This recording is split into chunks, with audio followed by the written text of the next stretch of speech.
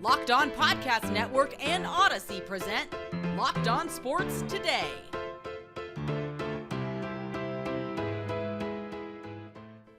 The Cowboys dominated the fourth quarter against the Titans to keep their slim NFC East hopes alive. Week 17 has a few important matchups to watch out for, though it's not the normal Week 17 we used to be used to. And like it or not, the New Orleans Saints just will not see the spotlight. I'm Peter Bukowski, starting your day with the can't-miss stories and biggest debates in sports. You're Locked On Sports Today. Searching all major sports. Found. Let's start with the biggest story. It turned out to be a bit of a swing and a miss for the NFL schedule makers as the Dallas Cowboys took on the Tennessee Titans.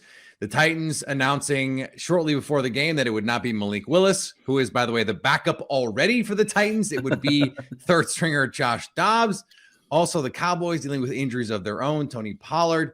This was a bit of a mash unit kind of game for a team in the Titans that didn't need to win the AFC South, and the Cowboys, who are like half battling for the NFC East, but not quite doing that. So, okay, the final score, 27-13. The Cowboys win it. Joining me now from Locked On Cowboys, Landon McCool. Landon, I say all of that to ask you this. What are you actually able to take out of such a weird game, not just in the stakes, but also then eventually how it played out? Honestly, the thing that most concerned me about this game coming out of it is the injuries. I mean, it just felt like every other play, and not even just for the Cowboys, every other play, somebody was down on the ground rolling in pain and medical staffs were coming on. Look, you summed it up pretty well. This game meant nothing to Tennessee, and it only meant slightly more to Dallas because they still needed to thread a needle of if Philadelphia magically loses all their games and the Cowboys win all their games, and then, San Francisco loses at least one and Minnesota loses one. So, there is something to the game, but there really, really wasn't much. It was a non-conference game. So I think for both teams, it was about getting through the game healthy and trying to, get things ready for setting themselves up to get in the playoffs or to play in the playoffs. And I feel like both teams failed pretty miserably at that part, and that's the unfortunate part that was happening with kind of a slick field tonight. So for the Cowboys, if you're trying to say, okay, this game, really matter that much, but what you want to do is be able to take away some things that allow you to push toward the playoffs. Yeah. We know Tony Pollard in this game. Ezekiel Elliott, 19 carries, 37 yards against a pretty good Tennessee Titans defense, so maybe not the worst. But Dak Prescott had 2 interceptions, really only one of them on him, but still coming out of what happened last week, there were some questions being raised about Dak Prescott. What are you able to take from this game that you think you can say, okay, this means something moving forward, good or bad? As much as people want to continue to make me worried about the interceptions, the Cowboys keep winning with them. And that, as much as people want to tamper Dak down and tell him to be less aggressive, he keeps winning by that way, So I don't know. I think that the interceptions are obviously going to be, the turnovers are going to be a huge, storyline going into this week, just like they were last week, and I think that it's important thing to keep in mind that you cannot turn the ball over a ton against good teams and win. What you also can't do is go into your shell and play conservative football because you're playing a tough team. So I think that Dak's incredible efficiency numbers exist with those turnovers. So what the Cowboys really need to do is kind of tighten up on all the other spots, because if you look at it, definitely that Kevin Byard interception was on him, but there has been too many of these ball bouncing off the hand of receivers and then right into the opposing team defenders. And if they could just kind of get some regression on that finally, I feel like the Cowboys offense will be in good shape.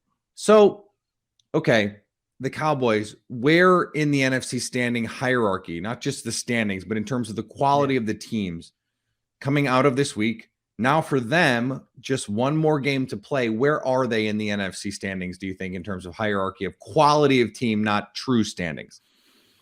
I think they're right there. I mean, I think that, it's still they beat Philadelphia, but Philadelphia with Jalen Hurts is still a different beast. And I think that everyone kind of needs to recognize that he adds an element to their offense that makes it more difficult to face. So I think they've earned the benefit of a doubt there. So I would put them up top, and I would put Dallas right in that next tier with San Francisco, with, I'm hesitant to put Minnesota in there despite their record, but I mean, just kind of in that second class of the NFC. Look, they're locked in with a team that they don't want to have to face in the first round, more maybe as much as they would hate to face, let's say, Green Bay or San Francisco. I think the Cowboys are going to be smart next week. And maybe even take a look around and say, hey, if we don't start some of our starters and let Washington win this game, maybe we can, stop one of these boogeymen in Wisconsin from entering the playoffs at all. So we'll see exactly how that plays out. Not my favorite answer you've ever given, Landon. I appreciate your time nonetheless, however. Thank you. Stay up to date all year on the Dallas Cowboys by subscribing to Locked On Sports today and Locked On Cowboys on the Odyssey app, YouTube, or wherever you get podcasts. Thanks for making Locked On Sports today your first listen. Coming up, we get you set for some tantalizing matchups in Week 17 of the NFL season. But first, the beautiful game lost a king. Here's what to look for on BetOnline, your number one spot for all your gambling needs. The Saints and Eagles are matched up in a game that means a lot more to the Saints than to Philly. BetOnline likes the Eagles by 6.5. Meanwhile, the battle for the NFC South is taking place in Tampa as the Bucs host the Panthers. BetOnline likes Tom Brady and company by 3. I like Carolina in this one.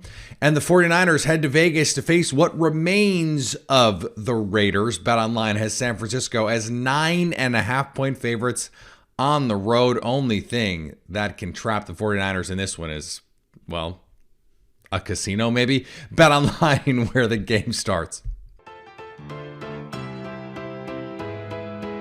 Pele, the king of soccer, passed away on Thursday. He was 82 years old. The standard bearer of the beautiful game had undergone treatment for colon cancer since 2021. He had been hospitalized for the past month with multiple ailments.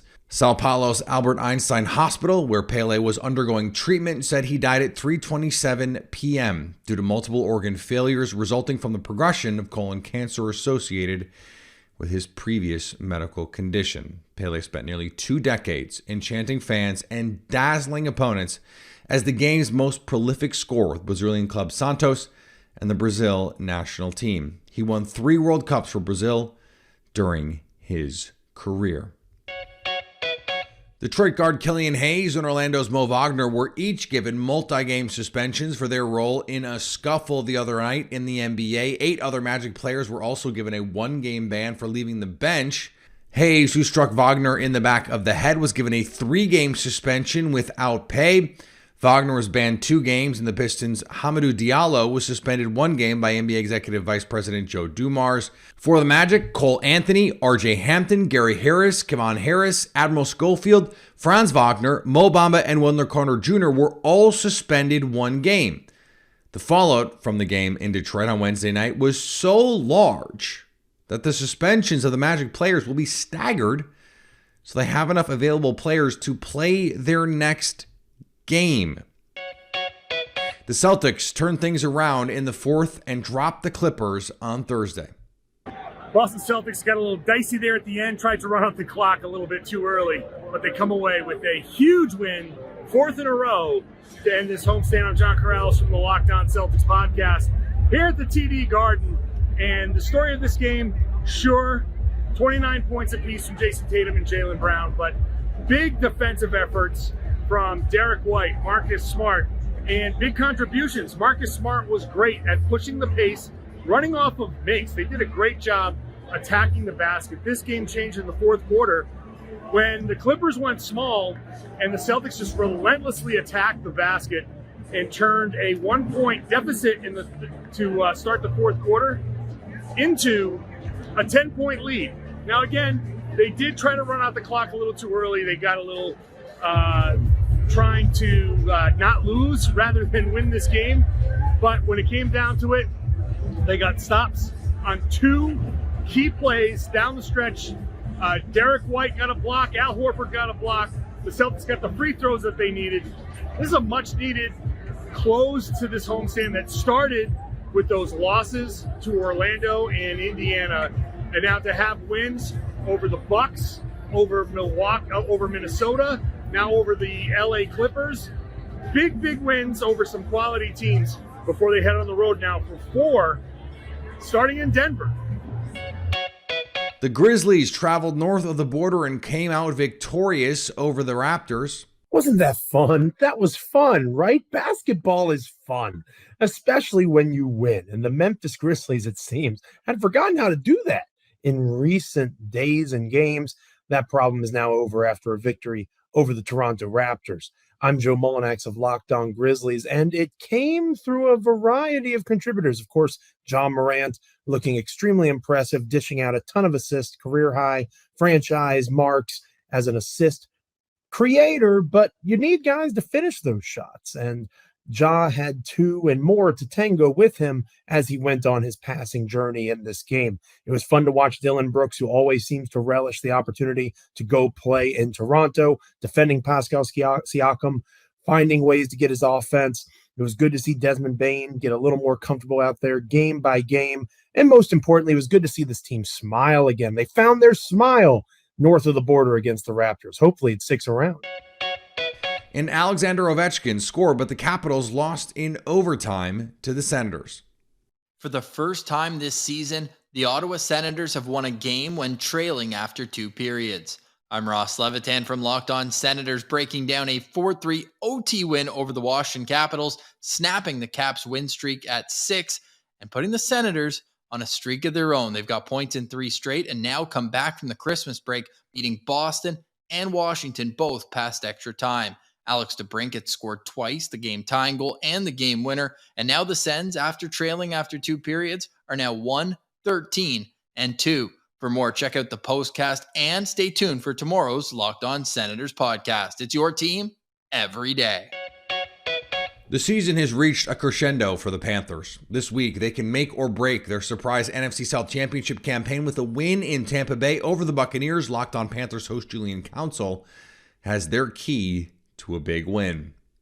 The Carolina Panthers need to play their brand of football if they're going to win on the road against Tampa Bay. Hi, I'm Julian Council, the host of the Locked On Panthers podcast. The Carolina Panthers have a massive game on Sunday afternoon in Tampa Bay. If the Panthers win, they keep their playoff hopes alive for 1 more week. They'll also need to win on the road against New Orleans, but a loss would end their playoff hopes as Tampa Bay would win the NFC South for the 2nd straight season. We saw earlier this season when the Carolina Panthers had won back-to-back games for the first time all year, had won on the road for the first time all year against Seattle, that they could not handle prosperity against Pittsburgh. The Panthers have to be able to do that, and the way to do it is by winning at the line of scrimmage. Interim head coach Steve Wilkes has talked about for his team, it all starts up front, whether it's on the defensive line or the offensive line. The Panthers have to dominate up front like they did in Saturday's triumphant win against the Detroit Lions, rushing for 220 yards and holding the Lions to 45 yards rushing. The Tampa Bay Buccaneers only have the 18th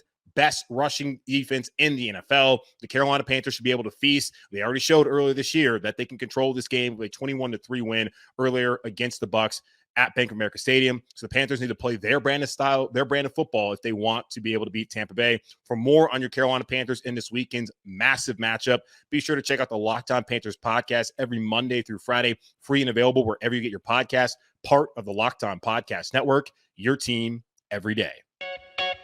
The Jaguars have a real shot with the Titans' loss to take a 1-game lead in the AFC South Division race. Sure, they still have to face the Titans one more time in Week 18, but Locked On Jags host Tony Wiggins has the keys to the Jags avoiding a trap game against the Texans.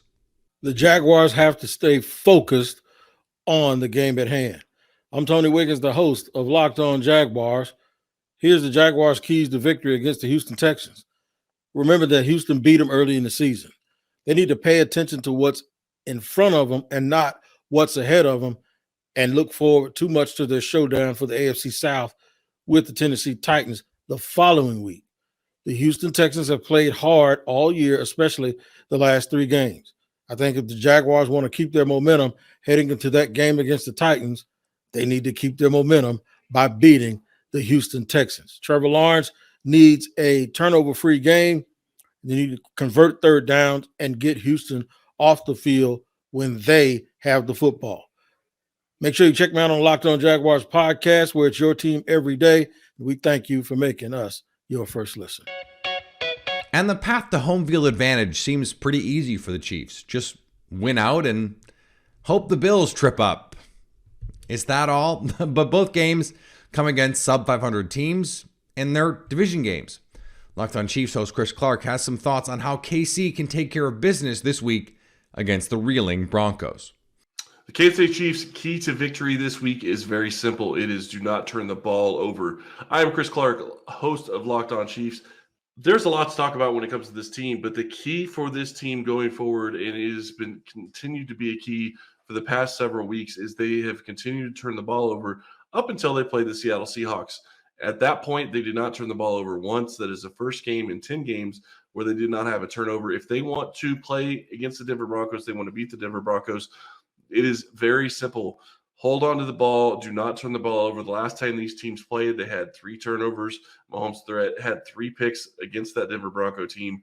That is definitely not something you want to do, especially with the Bronco team that's going to have a little bit more to play for with the new coach coming in this week to Arrowhead. For more on this game and more on the Chiefs, check out the Locked On Chiefs podcast, part of the Locked On Podcast Network, your team every day. Coming up, why won't the New Orleans Saints just go away? The New Orleans Saints were a trendy, I can sound smart about football too, pick to win the NFC this preseason. They have not lived up to any expectations, though. Be that as it may, rumors persist about a resurrection in the Big Easy this offseason that will keep the Saints in the spotlight, whether we like it or not. So the New Orleans Saints went from being this team where you never had questions about to now having some of the most exciting questions of the offseason waiting to be answered. The NFL cannot keep the New Orleans Saints out of the spotlight. The New Orleans Saints will always find their way there, whether it's because they're hoisting a Lombardi trophy, whether it's because they have one of the best coach-quarterback duos in the history of the league, or whether it's because there's simply so many different... by the way, they could potentially have one of the next best quarterback head coach duos in the NFL, or they're doing something that rarely happens in the NFL in trading away a head coach. No matter what, the New Orleans Saints are star power. They will find their way to center stage. They will find their way to down center. They will find their way under the spotlight, whether the NFL likes it or not. And in one case, if Sean Payton and Tom Brady end up teaming up in New Orleans, they put the NFL in a really, really tough position to choose whether or not they like the Saints or don't like the Saints, even with Tom Brady at the helm. This is, by the way, how smaller market teams stay relevant. Not that I think that they're doing this on purpose, not that I think the Saints have some master plan to stay relevant because they're in New Orleans and not San Francisco or Chicago or New York or Dallas. But this is a smart way to do it if you were going to plan it that way. And for the Saints, they've been doing this for years. Not just the we want to stay in the news thing, but we want to keep going for the thing. They have been trying to go all in for the last half decade. It hasn't worked. They haven't won a Super Bowl. In fact, last time they won a Super Bowl back in 2009, they weren't, I guess, trying to go all in. They were trying to be good, but not in the same kind of way, not in the same sort of reckless way where it's salary cap and draft picks be damned.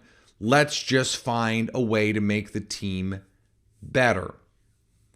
They've been doing that not because it drives ratings, not because they're in a small market, but because this organization just operates that way.